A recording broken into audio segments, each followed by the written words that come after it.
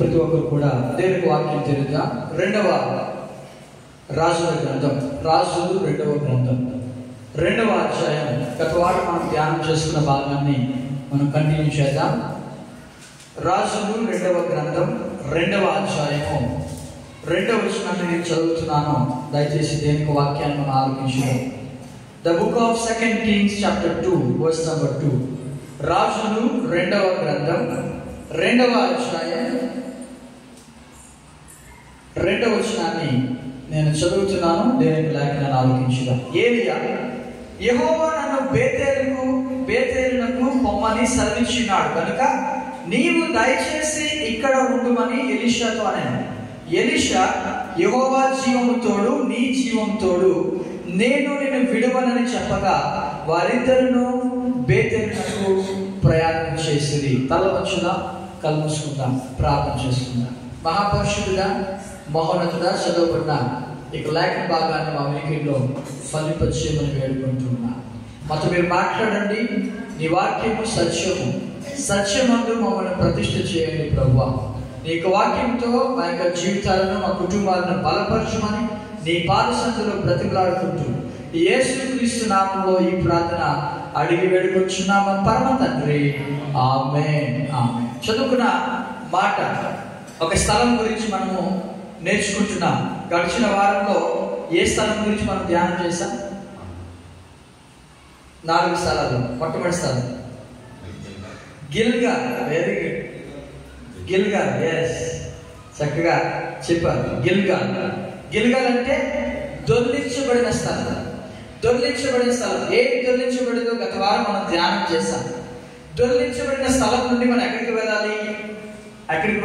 అంటే రెండవది ఈరోజు మనం నేర్చుకోబోతున్న బేతేలు అన్నాడు. ఒకసారి అందరూ కూడా బేతేలు. బేతేలు అంటే 2వ అధ్యాయం 1వ వచనం చదువుకుందాం. యెహోవా సుడిగాలి చేత ఏలియాను ఆకాశమునకు ఆరోహణం చేయబోవు కావున ఏలియాయు ఎలీషాయు కూడి గిల్గాల్ నుండి వెళ్ళుచుండగా ఏలియా అంటున్నాడు ఈ విధంగా, యెహోవా నన్ను బేతేలుకు పొమ్మంటున్నాడు, నేను అక్కడికి వెళ్ళాలి, నువ్వు ఇక్కడే ఉండు అని ఎలీషాతో మాట్లాడుతుంటే ఎలీషా అన్నాడు, నీ జీవము తోడు, యెహోవా జీవము తోడు, నేను నిన్ను విడువను అన్నాడు. ఆ మాటకి ఇద్దరు ప్రయాణం చేసి ఎక్కడికి వెళ్ళారు తెలుసా? బేతేలు అనే పట్టణానికి వెళ్ళారు.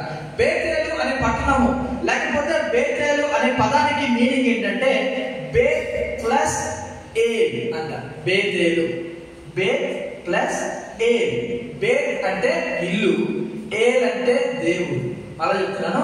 బే అంటే ఇల్లు, ఏల్ అంటే దేవుడు. ఎప్పుడైనా ఏల్ అనే మాట, ఏలి వినాలి మాట. ఏలి లామా సబక్తాన్. ఎవరు చెప్పారు ఈ మాట? యేసయ్య సిలువలో ఉన్నప్పుడు ఏలి అంటే అందరూ అనుకున్నారు ఈయన ఏలి అని పిలుస్తున్నాడేమో అనుకున్నారు. కానీ ఏలి అనే మాటకు అర్థము నా దేవా అంటే ఏలి అనే మాటకు దేవుడు అని అర్థం. ఏలి ఆర్ ఏల్ అంటారు హీబ్రూలో. బేత్ అనే పదానికి అర్థము ఇల్లు. బెత్లెహేము వినారా? బేత్ ప్లస్ ఎలెహెం అంటే రొట్టెల ఇల్లు. అలాగా బేతేలు అంటే దేవుని యొక్క ఇల్లు. ఎందుకు దేవునికి ఇల్లు ఏంటి? దేవుని మందిరమే దేవుని యొక్క ఇల్లు. గట్టిగా దేవునికి స్తోత్రం. దేవుని మందిరం మాత్రమే కాదు, మనము కూడా బేతేలే. ఈ యొక్క బాడీ ఉన్నదే శరీరము పరిశుద్ధాత్మకు ఆలయం అని అపోస్తలుడు పౌలు అంటాడు. కాబట్టి బేతేలు అనగా దేవుని యొక్క మందిరము. అలాగే నేను కూడా బేతేలు అనే మాట మనం చూస్తున్నాం. కానీ ఖచ్చితమైన పదం ఏంటంటే దేవుని మందిరాన్ని బేతేలు అని పిలుస్తాం. దేవుని మందిరానికి వెళ్ళమంటున్నాడు ఏలియాని దేవుడు. ఇదిగో ఏలియా, గిల్గాల్ నుండి నువ్వు బయలుదేరావు, నీ మీద ఉన్న పాపము దొర్లించబడింది, నీ మీద ఉన్న శాపము దొర్లించబడింది. ఇప్పుడు ఎక్కడికి వెళ్ళాలి తెలుసా? నువ్వు దేవుని యొక్క మందిరానికి నువ్వు వెళ్ళాలి. పాపము నుండి రక్షించబడిన తర్వాత రక్షించబడిన వ్యక్తి ఎక్కడికి వెళ్ళాలి తెలుసా? దేవుని మందిరానికి కంటిన్యూస్ గా వెళ్తూ ఉండాలి. దేవుని మందిరాన్ని విడిచిపెట్టడానికి వీలేదు. ఎందుకు అని ఆలోచిస్తే దేవుని యొక్క మందిరంలో 3 విషయాలు మనం పొందుకోవచ్చు. అదేంటో తెలియజేస్తాను. మొట్టమొదటిది ఏంటి తెలుసా? చదవండి ఒకసారి. హోషేయ గ్రంథం 12వ అధ్యాయము 4వ వచనం చదువుకుందాం. హోషేయ గ్రంథం 12వ అధ్యాయము 4వ వచనం. అతడు దూతతో పోరాడి జయముందెను. అతడు కన్నీరు విడిచి అతన్ని బతిమాలెను. బేతేలులో ఆయన అతనికి ప్రత్యక్షమాయెను. అక్కడ ఆయన మనతో మాట్లాడెను. యెహోవా అని, సైన్యములకు అధిపతి యెహోవా అని ఆయనకు జ్ఞాపకార్థ నామము. ఎందుకు బేతేలుకి వెళ్ళాలి? బేతేలులో అంత స్పెషాలిటీ ఏముంది, అంత ప్రత్యేకత ఏముందని తెలుసా? దేవుడు దర్శించే స్థలము బేతేలు. గట్టిగా దేవునికి స్తోత్రం. దేవుడు ఎక్కడ దర్శిస్తాడు తెలుసా? నీవు దేవుని మందిరానికి వస్తున్నప్పుడు దేవుడు దర్శిస్తాడు. ఇంటి దగ్గర నుండి నేను ఆరాధన చేసుకుంటాను, రక్షణ తీసి పెట్టుకుంటాను, శుభాచారం పెట్టుకుంటాను, ఇక్కడే ఆరాధన చేస్తానంటే దేవుడు దర్శించుడు. ఎందుకో తెలుసా? అది మందిరం కాదండి. మందిరం ఎక్కడుంది?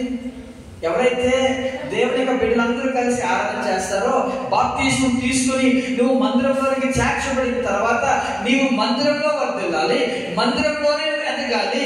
అలా ఎదగాలంటే నీవు ఎవరి దర్శనం పొందాలి తెలుసా? దేవుని యొక్క దర్శనం పొందాలి. అది ఎక్కడ దొరుకుతుంది తెలుసా? ఓన్లీ దేవుని మందిరంలోనే. యాకోబునంట 4వ వచనం చదువుకున్నాం కదా. యాకోబు అంట దూతతో పోరాడి జయముందెను.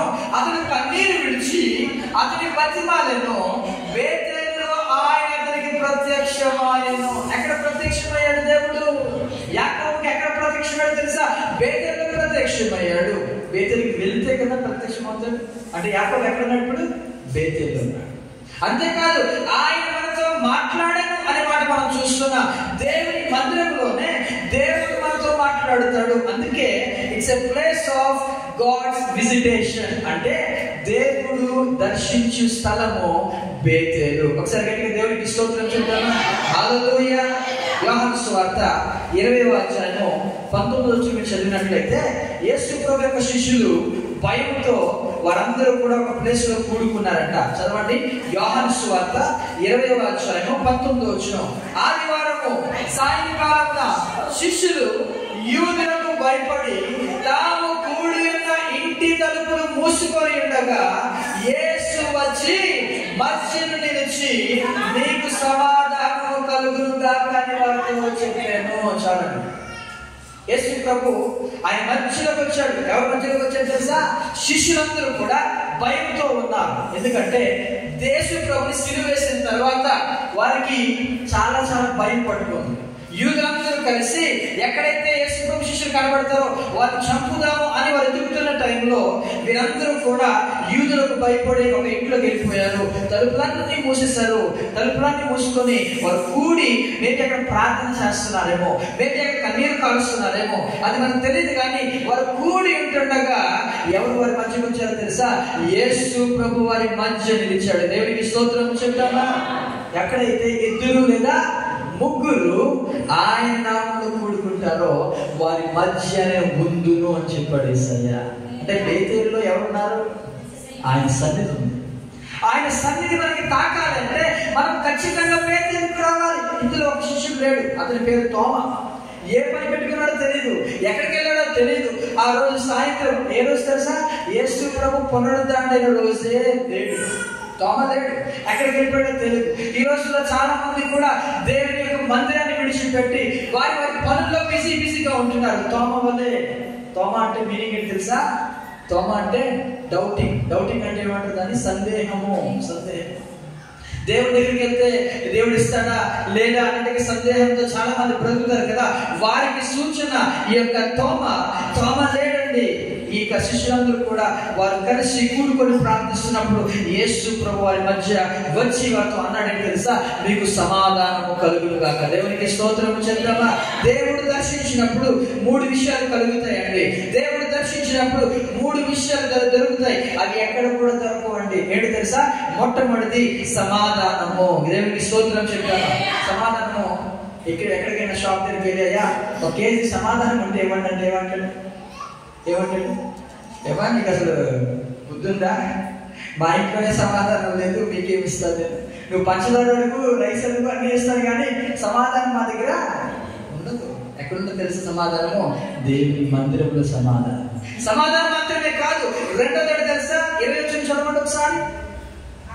ఆయన అలాగ చెప్పి వారికి తన చేతులను ప్రక్కన చూపగా శిష్యులు ప్రభువును చూచి సంతోషించిరి. రెండవది సంతోషం. మొట్టమొదటి సమాధానము అది లోకంలో దొరకదు. రెండవది సంతోషము అది కూడా లోకంలో దొరకదు. ఎక్కడ దొరకదు తెలుసా? దేవుని యొక్క మందిరంలోనే సంతోషం. యేసు ప్రభు వారు చూపించాడంటే ఇలా గాయాలు చూపించాడు. చూడండి ఒకసారి ఇలాగా చెప్పి 2 చేతులు చూపించాడు. ఆయన ప్రక్కలో బల్లెపోతుంది కదా, అది గాయాన్ని కూడా చూపించాడు. దివ్య శక్తిని ఎత్తాడేమో ఆయన ఎత్తి చూడండి ఒకసారి చూపిస్తుంటే ఆ గాయాలు చూసి వారికి ఏం కలిగిందో తెలుసా? గాయాలు చూస్తే ఏం కలుగుతుంది? ఇప్పుడు ఎవరైనా పడిపోయారు అనుకోండి, పడిపోయిన తర్వాత ఇక్కడ ఏదో పెద్ద గాయం జరిగింది అనుకోండి, ఏం చేస్తాం మనం?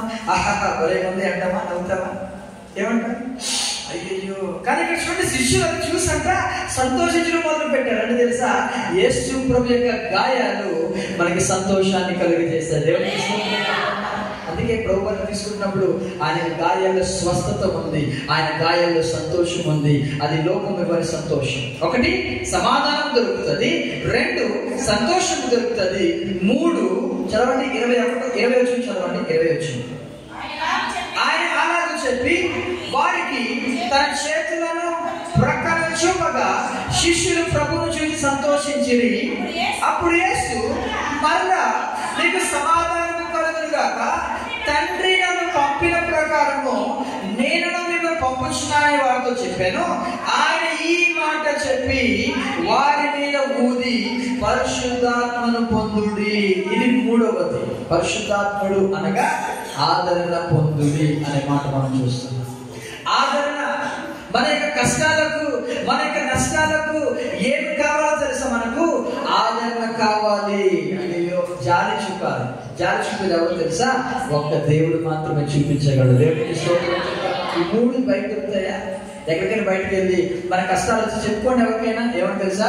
నీకు బలి వచ్చాయా? పర్వాలేదు అని సంతోషిస్తారు. కానీ ఆదరణ చూపించాలి, జాలి చూపించారు. కానీ దేవుడు మాత్రమే జాలి చేస్తుంటాడంట. దేవునికి స్తోత్రం చేద్దాం. ఆయన దగ్గరకు వచ్చి అయ్యా నాకు ఈ కష్టం ఉంది, అయ్యా నాకు నష్టం ఉందని ప్రభువులకు చెప్తే ఆయన మనకి జాలి చూపిస్తాడు, ఆయన సమాధానం అనుగ్రహిస్తాడు, సంతోషం అనుగ్రహిస్తాడు, 3వది ఆదరణ అనుగ్రహిస్తాడు. ఇది దేవుడు దర్శించే స్థలముగా బేతేలు అనే పట్టణం ఉంది. అందుకే దేవుడు అంటున్నాడు, ఏలియా గిల్గాల్ నుండి బయలుదేరావు కదా, ఇప్పుడు నువ్వు వెళ్ళాల్సిన స్థలం ఏంటి తెలుసా? బేతేలుకి వెళ్ళు. బేతేలు అనగా దేవుని మందిరం అండి. ఎంతమంది దేవుని మందిరాన్ని ప్రేమిస్తున్నారు? ఎందుకు దేవుని మందిరాన్ని ప్రేమించాలో తెలుసా? అక్కడ సమాధానం దొరుకుతుంది. ఎందుకు దేవుని మందిరానికి వెళ్ళాలో తెలుసా? అక్కడ సంతోషము దొరుకుతుంది. ఎందుకు దేవుని మందిరానికి వెళ్ళాలో తెలుసా? లోకము ఇవ్వలేని ఆదరణ ఈ యొక్క దేవుని మందిరంలోనే దొరుకుతుంది. దేవునికి స్తోత్రం చెప్తామా? 3 విషయాలు: దేవుని సమాధానం, ప్రభు యొక్క సంతోషం, పరిశుద్ధాత్మ యొక్క ఆదరణ దొరికే స్థలమే బేతేలు. రెండవది దేవుడు దర్శించే స్థలం మాత్రమే కాదు. రోమపత్రిక 12వ అధ్యాయము 2వ వచనం చదవండి. It's a place of transformation. అంటే మనం రూపాంతరము చెందే స్థలము కూడా బేతేలు అనే పట్టణం. చదవండి. ఈ లోక మర్యాదను మీరు అనుసరింపక ఉత్తమమును అనుకూలమును సంపూర్ణమునైన దేవుని చిత్తమేదో పరీక్షించి తెలుసుకున్నట్లు మీ మనస్సు మారి నూతన మగుట వలన రూపాంతరము పొందుడి. రూపాంతరము పొందే స్థలం అండి ఇది. నీవు రూపాంతరం చెందాలనుకుంటున్నావా? రూపాంతరం అంటే ఏంటి? దేవుని పోలికలోనికి మార్చబడి ఉంటాం. దేవుని పోలికలో ఎవరు మార్చబడగలరు తెలుసా? ఎవరైతే దేవుని మందిరానికి వస్తారో వారు మాత్రమే మార్చబడగలరు, ఇంకెవరు మార్చబడగలరు. ఎందుకంటే రూపాంతరము పొందే స్థలము దేవుని యొక్క మందిరం అండి. దేవునికి స్తోత్రం చెప్తామా? నీ మనస్సు మారి నూతన మగుట వలన రూపాంతరము పొందుడి. ఎలా పొందగలము రూపాంతరము తెలుసా? దేవుని చిత్తమేదో పరీక్షించి తెలుస్తున్నట్లు. దేవుని చిత్తం ఎలా తెలుస్తుంది తెలుసా? నువ్వు దేవుని మందిరానికి వచ్చినప్పుడు ప్రభు యొక్క చిత్తం ఏంటో మనకు అర్థమవుతుందండి. దేవుని మందిరానికి రాకుండా నీవు దేవుని చిత్తం కావాలి, దేవుని చిత్తం నాకు తెలియాలి అంటే అది ఎప్పటికీ కూడా నీకు తెలియదు. కారణం తెలుసా? దేవుని మందిరంలోనే దేవుని యొక్క సంపూర్ణమైన చిత్తము నువ్వు గ్రహించగలవండి. దేవుని యొక్క మందిరము రూపాంతరము చెందే స్థలం. చాలాసార్లు మా నాన్నగారు చెప్పుకుంటారు ఏంటంటే తెలుసా? పరమ క్యాంపులో ఒక ఫ్యామిలీ ఉన్నారు. పెరియలు గారి కుటుంబం. పెరియలు గారు ఈరోజు చక్కగా వాళ్ళ యొక్క ఇంట్లోనే మంచి మందిరం కూడా ఆరాధన జరుగుతూ ఆ ఇంట్లో ఉన్నది. వారు ఒకనొకప్పుడు ఒక ప్లేస్లో ఉండేవారు. ఆ ప్లేస్ పేరు నాకు తెలియదు, కానీ ఆ ప్లేస్లో ఇళ్ళ మధ్య ఒక చర్చి ఉంది వీరింటి పక్కన. ఆ చర్చి ఎప్పుడు కూడా సౌండ్తో డిస్టర్బెన్స్ ఏడుస్తూ ఉండే ఆ సౌండ్ చూసి ఇతను పోలీస్ కంప్లైంట్ ఇవ్వడానికి వెళ్ళాడు. పోలీస్ దగ్గరికి వెళ్ళి, అయ్యా ఇలా మా ఊళ్ళో చర్చ్ ఉంది, అది తీసేసేయండి అంటే పోలీసులు తిట్టారు. అయ్యా వాళ్ళు నీ ఇంట్లో ఆరాధన చేసుకుంటారు కదా, వాళ్ళు మందిరంలో ఆరాధన చేసుకున్నారు, అది కూడా వారికి ఒకసారి, నీకెందుకు అది, నీకు అంతగా డిస్టర్బెన్స్ గా ఉంటే నువ్వు ఇల్లు వేసుకుని వేరే ప్రాంతానికి వెళ్ళిపో అంటే నిజంగా ఇల్లు వేసుకుని ఈ బర్మా క్యాంప్ ప్రాంతానికి వచ్చేసాడు. ఒకరోజు చుట్టూ కాల్చుకుంటూ ఆ ఇంటి బయట కూర్చున్నాడు. ఆ ఇంటి కొండ మీద, ఆ కొండ ప్రాంతం అనమాట అది. ఆ కొండ మీద ఒక ఇంట్లో ఒక ఆరాధన జరుగుతుంది. అందులో ఒక బ్యాంక్ ఆఫీసర్ వచ్చి ఈ సాక్షి చెప్తూ ఉన్నప్పుడు ఆ సాక్ష్యం వినుకుంటూ ఈ వ్యక్తి ఆ సాక్ష్యం వింటూ ఉన్నప్పుడు తనకు కూడా ఆశ కలిగింది, దేవుని మందిరానికి వెళ్తే బాగుంటుందేమో అనుకున్నాడు. అంతే. ఆ మాట విన్న తర్వాత మరి ఆ ఆదివారం వచ్చేసరికి ఎక్కడైతే కంప్లైంట్ ఇచ్చాడో, ఏ మందిరం అయితే వద్దనుకున్నాడో అదే మందిరానికి వెళ్ళాడు.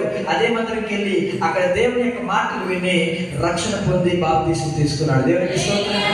అయితే అప్పటి వరకు కూడా తన భార్య చాలా భయంకరమైన విగ్రహాల దగ్గర వాళ్ళ దగ్గర గేదెలు ఉండేవి. ఈ గేదెలు వచ్చే పాలు ఉన్నదే, ఆ పాలుకి నీళ్లు కలపకుండా ఈ విగ్రహ సంబంధమైన ఫోటోలను కడిగేది అనమాట. చాలా చక్కగా కడిగేది, ఇష్టంగా ఆమె పూజలు చేసేది. ఆమె కూడా చాలా భయంకరమైన పూజలు చేస్తున్నప్పుడు ఆమె అనుకుందంట తన భర్తతో, నీవు వేరే దేవుడి దగ్గరికి వెళ్ళావు కదా, నువ్వు మా ఇంట్లో ఉండడానికి వీల్లేదని చెప్పి ఒక గిరి గీసి నువ్వు ఆ రూమ్ లో ఉండు, నేను ఈ రూమ్ లో ఉంటానని చెప్పి ఆ యొక్క ఆంక్ష విధించింది. అయినప్పుడు ఇతనేమీ భయపడలేదు. ఎప్పుడు కూడా తాగి వచ్చి ఇతను చుట్ట కాల్చడం మానేశాడు, మందు తాగడం మానేశాడు. తన భార్యని చక్కగా చూసుకుంటుంటే ఆమె రోజు అనుకుంది, ఇన్ని దేవుడిని ముఖ్యాను ఏ రోజు కూడా నా యొక్క భర్తను మార్చలేకపోయారు. యేసు ప్రభు దగ్గరికి వెళ్ళాడు, ఒక్కరోజు వెళ్ళినందుకు ఇంత గొప్ప మార్పు వచ్చిందే, నేను కూడా ఈతో కూడా చర్చికి వెళ్తానని చెప్పి ఆ వారం అడిగినామండి, నేను కూడా మీరు చర్చికి రావచ్చా అని. ఇద్దరు కదా అని చెప్పి ఇద్దరు కూడా వెళ్ళారు. ఆ చర్చికి వెళ్ళినప్పుడు ఆమె కూడా సమాధానం అనిపించింది, సంతోషం అనిపించింది, ఆదరణ అనిపించింది. ఆమె కూడా ప్రభువుకు తన జీవితాన్ని అర్పించింది. దేవునికి మందిరం ఏమో తెలుసా, రూపాంతరం చెందుతాం. దేవుని మందిరానికి వచ్చినప్పుడు ఎలా రావాలో తెలుసా, జాగ్రత్తగా రావాలి. ఎందుకో తెలుసా, ఇక్కడ రూపాంతరం చెందేస్తావు అండి. నీవు మారిపోతావు, యేసు ప్రభు యొక్క పోలికలోనికి వస్తావు. యేసు ప్రభు యొక్క ముఖము ఎప్పుడైతే మారిందో సూర్యుని వలె మారినట్టుగా మన ముఖములు కూడా దేవుని మందిరానికి వచ్చినప్పుడు దేవుని యొక్క సన్నిధితో మన యొక్క జీవితాలు నింపబడతాయి. నమ్మిన వారు దేవునికి స్తోత్రం. అందుకే దేవుని యొక్క మందిరానికి రావాలి. బేతేల్ అంటే రూపాంతరం చెందిస్తారు. ఈరోజు ఆ ఫ్యామిలీ మరి ఇప్పుడు వెళ్ళట్లేదేమో, కానీ వాళ్ళు రక్షించబడిన తర్వాత కేజీస్కి వెళ్ళి ప్రతి సాటర్డే ఆమె వెళ్ళి ఈ పేషెంట్ దగ్గరికి వెళ్ళి ప్రార్థన చేసి కరపత్రికలు ఇచ్చి ఎవరైతే ప్రార్థన చేయమంటారో వారికి ప్రార్థన చేసి వచ్చేస్తున్నారు. అంత దేవుడు రూపాంతరం చెందించాడండి, రూపాంతరం చెందిస్తారు. మూడవది కూడా చెప్పి నేను ముగిస్తాను. మొట్టమొదటిది దేవుడు దర్శించే స్థలము బేతేలు, రెండవది మనము రూపాంతరం చెందే స్థలము బేతేలు, మూడవది ఒకవేళ దేవుని నుండి దూరం అయిపోయినా, మరలా చెప్తాను, దేవుని నుండి దూరం అయిపోయినా మరలా హక్కున చేర్చుకుని పునరుద్ధరణ కలిగించే స్థలము కూడా దేవుని యొక్క మందిరమే. దేవునికి మళ్ళీ చెప్తున్నాను, మళ్ళా ఏదైనా సమస్య వచ్చి దేవునికి దూరం అయిపోయి ఎటువంటి మరి ఒంటరి బ్రతుకులో ఉండి ఏమి చేయాలో అర్థం కాకపోయిన స్థితిలో ఉన్నప్పటికీ కూడా మరలా ఆయన దగ్గరికి వస్తే ఆయన హక్కున చేర్చుకుని మరలా మన యొక్క జీవితాలను పునరుద్ధరణ, అంటే ఇంగ్లీష్లో రెన్యూవల్ అంట. రెన్యూవల్ అంటే మీకు ఈజీగా అర్థమని చెప్తాను. బైక్ ఇన్సూరెన్స్ తీసుకుంటాం కదా, బైక్ ఒక 1 year ఉంటుంది. 1 year తర్వాత ఏమవుతాయి, ఆ ఇన్సూరెన్స్ అయిపోతుంది, అంటే పూర్తి అయిపోతుంది, ఎండ్ అయిపోతుంది. మరలా ఎక్కడైనా పోలీసు చెప్తే ఏమంటారు, ఆ ఇన్సూరెన్స్ బాబు ఇది అయిపోయింది చేయించుకోవాలి అడుగుతారు. అంటే ఇప్పుడు నేను ఏం చేయాలి, మళ్ళా డబ్బులు కట్టి రెన్యూవల్ చేయాలి. అదే యేసు ప్రభు చేస్తాడన్నాడు. గట్టిగా దేవునికి స్తోత్రం. మీకు ఒక విషయాన్ని చూపిస్తా, చదవండి ఒకసారి. విలాప వాక్యముల గ్రంథం 5వ అధ్యాయం 21 చదవండి. విలాప వాక్యముల గ్రంథం 5వ అధ్యాయం, విలాప వాక్యములు 5వ అధ్యాయం 21 చదవండి. 21 విలాప వాక్యములు 20 తర్వాత విలాప వాక్యములు 5:21. యెహోవా నీవు మమ్మను నీ తట్టు త్రిప్పిన యెడల మేము తిరిగినము మా పూర్వ స్థితి మరలా మాకు కలుగజేయుము. దేవునికి స్తోత్రం చెప్తామా? ఏ స్థితి ఇది? పూర్వస్థితి. పూర్వస్థితి అంటే ఏంటి? పాపపు స్థితి కాదు. నీవు పాపము నుండి రక్షించబడిన తర్వాత నీవు బాప్తిస్మం పొందిన టైంలో ఉన్న ఆ శక్తి, ఆ స్థితి కలగాలంటే అది ఎవరి వల్ల కలుగుతుందో తెలుసా?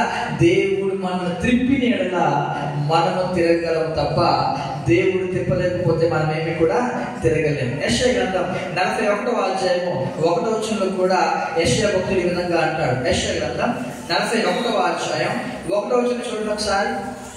యెషయా గ్రంథం 41వ అధ్యాయం 1వ వచనం. ద్వీపములారా నా ఎదుట మౌనముగా ఉండుడి, జనములారా నూతన బలము పొందుడి, వారు నా సన్నిధికి వచ్చి మాట్లాడవలెను, వ్యాజ్యము తీర్చుకొనుటకు మనము కూడుకొందాము రండి. ఏమి తీర్చుకోవడానికి అంటాడు దేవుడు? చెప్పండి ఒకసారి. ఏమి తీర్చుకోవడానికి? వ్యాజ్యం అంటే వ్యాజ్యం అంటే వ్యాజ్యం అంటే వ్యాజ్యం అంటే గొడవ. వ్యాజ్యం అంటే ఏంటి? గొడవ. ఇప్పుడు ఏదో గొడవ వచ్చింది, ఏదో ప్రాబ్లం వచ్చింది. ఇప్పుడు ఏమైంది తెలుసా? చర్చి మానేసాం. ఎందుకు మానేసి వచ్చి? గొడవ వచ్చింది. భర్తకి భార్యకి మాటలు లేదు. ఇప్పుడు అర్థం చర్చి పెడతారా? చర్చి పెడతారా? భార్య ఒక అలాంటిది, నేను చర్చికి వెళ్ళాలంటే భర్త వెళ్ళు, నేను మాత్రం రానని. ఏమొచ్చింది? అందరికి గొడవ వచ్చింది. అయితే దేవుడు అన్నాడు, మీ గొడవ తీర్చుకోవడానికి మనం కూడుకొందాం రండి, నా దగ్గరికి రండి అంటున్నాడు ఆయన. నా దగ్గరికి వస్తే మీ గొడవ ఏంటో, మీ యొక్క ప్రాబ్లం ఏంటో నేను తీరుస్తాను. మీ వ్యాజ్యము తీర్చుకోవడానికి మందిరంలోనికి రండి. ఒక వ్యక్తి గురించి మీకు చెప్తా. ఆ వ్యక్తికి గొడవ ఏంటో మీకు చూపిస్తాను. ఆ వ్యక్తి యాకోబు అనే వ్యక్తి. దేవుని వాక్యం మనకు తెలుసు కదా, చదవండి ఒకసారి. యాకోబు అంటే ఆది కాండము 35వ అధ్యాయము 1వ వచనం చదువుకుందాం. ఆది కాండము 35వ అధ్యాయము 1వ వచనం. దేవుడు యాకోబుతో, నీవు లేచి బేతేలుకు వెళ్ళి అక్కడ నివసించి. చాలండి.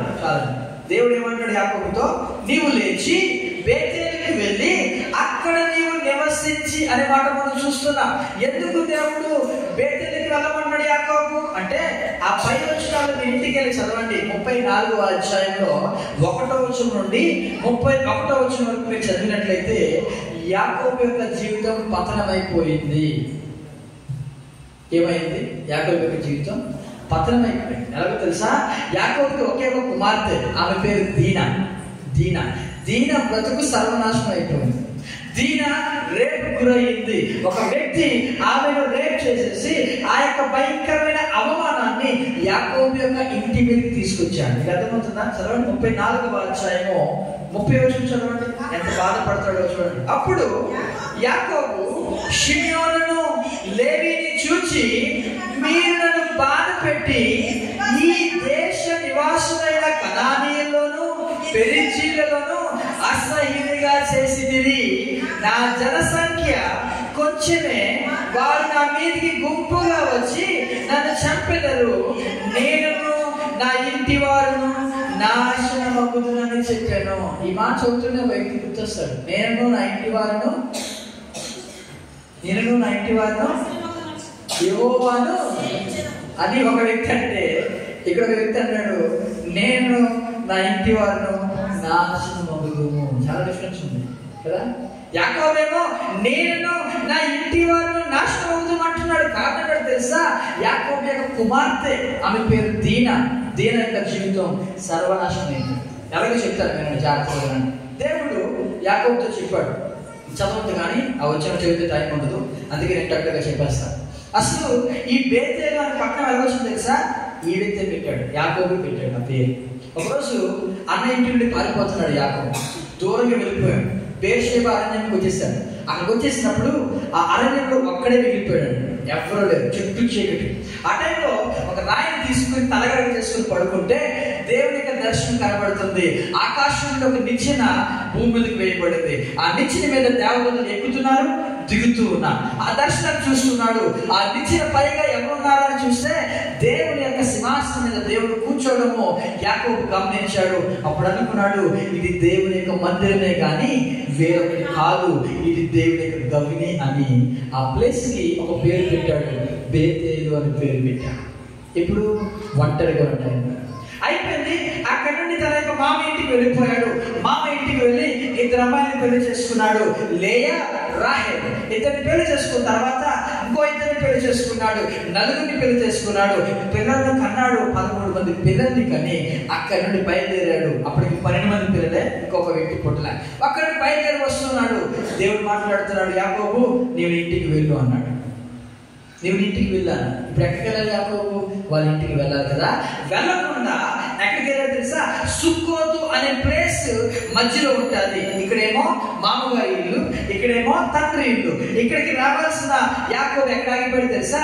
ఈ మధ్యలో ఆగిపోయాడు. ఆ ప్లేస్ పేరు సుక్కోతు. దేవుడు అనుకున్నాడు, నేను వెళ్ళమన్నా వెళ్ళ ప్లేస్కి వెళ్ళకుండా ఇక్కడ ఆగిపోయాడు అని చూస్తూ ఉన్నాడు. దేవుడు చూస్తూ ఉంటే మెల్లమెల్లగా పాకలు వేసాడు. పాకలు అంటే ఈ పశువులు పాక ఉంటుంది కదా, పాకలేసి తనకున్న మందలన్నిటికీ కూడా పాకలు వేసి పెట్టాడు. సరే మేబీ కొన్ని రోజులు ఉంటాడేమో యాకోబు అని దేవుడు చూస్తుంటే పాకలతో పాటు మెల్లమెల్లగా ఇటుకలు తీసుకొచ్చాడు, ఇసుక తీసుకొచ్చాడు, బిల్డింగ్ కట్టడం ప్రారంభించాడు. ఎక్కడ? సుక్కోతులో బిల్డింగ్ కడుతూ ఉన్నాడు. దేవుడు ఏం చెప్పాడు? నీవు ఇంటికి వెళ్ళు అని చెప్పాడు. యాకోబు ఏం చేశాడు తెలుసా? దేవుడి మాట వినలేదు. చూడండి, దేవుడి మాట వినకపోతే ఖచ్చితంగా ఏమొస్తుంది తెలుసా? శాపం అనేది కాచుకుని ఉంటాడు. యాకోబు ఎప్పుడైతే దేవుడి మాట వినలేదో పాకలు కట్టాడు, దేవుడు ఏమనలేదు. రెండోది ఏం కట్టాడు తెలుసా? ఇల్లు కట్టుకున్నాడు, దేవుడు అప్పుడు కూడా ఏమనలేదు, సైలెంట్ గానే ఉన్నాడు. మూడోది ఏం కట్టాడు తెలుసా? బలిపీఠం కూడా కట్టాడు అక్కడే. అంటే దేవుడిని శాంతిపరచడానికి, కానుకలు ఇచ్చినట్టుగా కదా. పాపం పక్కన సిగరెట్ తాగుతూ ఉంటా మందిరానికి వచ్చి ఇదేమో అంటూ చాలా చూసారు. అలాంటి ఉంది బయట సోమవారం నుండి శనివారం వరకు ఒకటి సిగరెట్ కాలుస్తుంటారు. 6 months వచ్చేసరికి అమౌంట్ తీసుకొచ్చి కానుకలు వేస్తారు. అంటే దేవుడు శాంతిపరచడానికి. యాకోబు కూడా ఒక బలిపీఠం కట్టాడు. అంత బాగుందా అనుకున్న టైంలో ఏమైంది తెలుసా?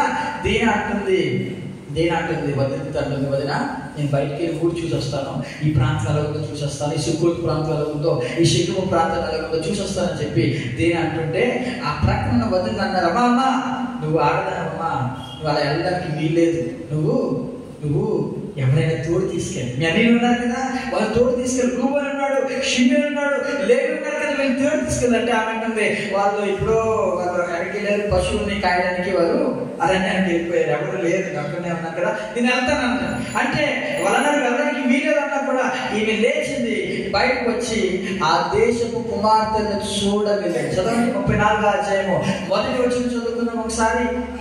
లేయా యాకోబు కన్న కుమార్తె దీనా ఆ దేశపు కుమార్తెలను చూడడానికి వెళ్ళిందంట. ఈ రోజుల్లో అనేక మంది ఏం చేస్తారు? చూడడానికి వెళ్తున్నాను కదా, ఎగ్జిబిషన్ ఎక్కడ పెట్టారంట, నేను చూడడానికి వెళ్తాను. ఒక్కదాని మళ్ళీ ఒక్కలే.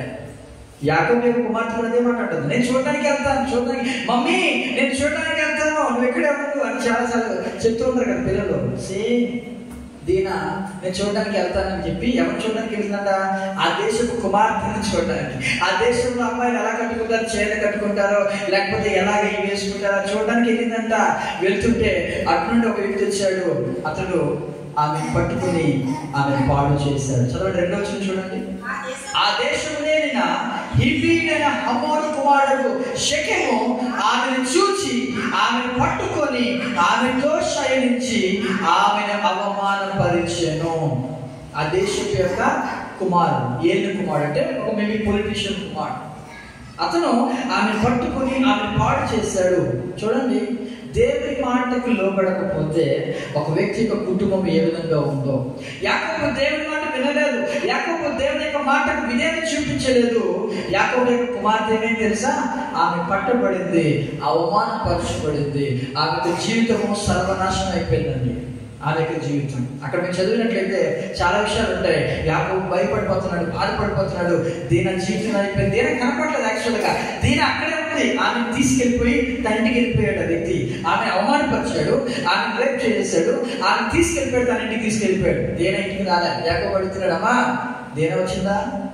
రాలే. ఎక్కడికి వెళ్ళిపోయి వెతుకుతున్నారు, ఊరే వెళ్తున్నారు, కనపడలే. యాకోబు ఏం తెలుసా? సాయంకాలం వరకు వెయిట్ చేశాడు. తన పిల్లలు పొలం నుండి వచ్చారు, వారు చెప్పాడు, రే రూబేను నీ చెల్లి దేని ఎక్కడికి వెళ్ళిపోయింది, వెనకని అందరూ బయలుదేరారు. అందరూ కట్టుకొని మొత్తం ఊరంతా వెతుకుతుంటే అక్కడ కనపడింది ఆ దేశపు కుమారుడు అన్నాడు కదా, ఆ హమోరు కుమారుడు షెకెం అన్నాడు, అయ్యా మీ కుమార్తె మీ చెల్లి మా దగ్గర ఉందన్నాడు. ఏది ఎక్కడంటే ఇక్కడ, మీ కుమార్తె మాకు ఇవ్వచ్చు కదా, మేము పెళ్లి చేసుకుంటాం అన్నాడు.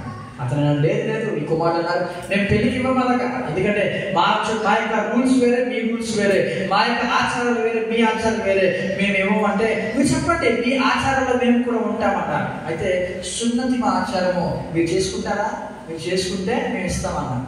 వాళ్ళు అన్నారు, ఆ కుమారుడు ఆమెను ప్రేమించాడు, ఆమెను ఇష్టపడ్డాడు అన్నాడు, మేము చేసుకుంటామండి అన్నాడు. వెంటనే ఆ ఊళ్ళందరికీ చెప్పారు, మీరు మాత్రమే కాదు ఊళ్ళో అందరూ చేసుకోవాల్సి ఉంది అంటే వీరు ఊళ్ళో ఉన్న అందరినీ ఒప్పించారు.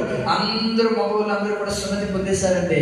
3 రోజులు బాధపడుతున్న టైంలో ఈ కుమారుడు ఈ యాకోబు యొక్క కుమారుడు ఇద్దరు షిమ్యోను లేవి కత్తులు పట్టుకుని వారేం చేశారు తెలుసా, అర్ధరాత్రి వేళ ఆ ఊరి మీద పడి అందరినీ కూడా చంపేశారు. విన్నారీ మాట? ఒక్క దేవుని మాట వినకపోయినందుకు యాకోబు యొక్క కుమారుడు ఏమైంది తెలుసా, యాకోబు యొక్క కుమార్తె రేపు గురైంది. యాకోబు యొక్క కుమారులు నరహంతకులు అయిపోయారు. చూడండి మాట ఒకసారి 34వ అధ్యాయంలో 28 వచ్చి చూద్దామా, 27, 28 25 చదువుకుందాం. 25 వచ్చి, 3వ దినమున వారు బాధపరచుడుగా, ఎవరు వారు అంటే ఎవరు, అటు ఒక యాకోబు కుమారులు బాధపడుతున్నారు, ఇటు ఒక ఊళ్ళో అందరూ బాధపడుతున్నారు. ఎందుకు, సున్నతి అయింది కదా, ఆ సున్నతి వల్ల వారు బాధపడుతుంటే చదవండి, బాధపడుచుండగా యాకోబు కుమారులు ఇద్దరు అనగా దీనా సహోదరుడైన షిమ్యోనును లేవీను తమ కత్తులు చేత పట్టుకొని ఎవరికి తెలియకుండా ఆ ఊరి మీద పడి ప్రతి పురుషుని చంపిరి. వారు హమోరు కుమారుడైన షెకెమును కత్తి వద్ద చంపి షెకెము ఇంట నుండి దీనాన్ని తీసుకుని వెళ్ళిపోయిరి.